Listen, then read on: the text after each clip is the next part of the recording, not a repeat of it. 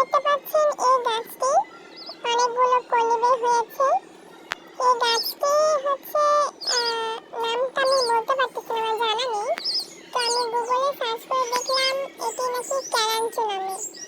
তো আপনাদের যাদের বাসায় এই গাছটি আছে তারা হচ্ছে আমাকে কমেন্ট করে জানাতে পারেন এই গাছটির নাম কি। আর দেখুন এই গাছে কিন্তু অনেকগুলো কলি বের হয়েছে। আর এই গাছের ফুলের রংটা হচ্ছে লাল রঙের, ছোট ছোট লাল রঙের ফুল বের হয়।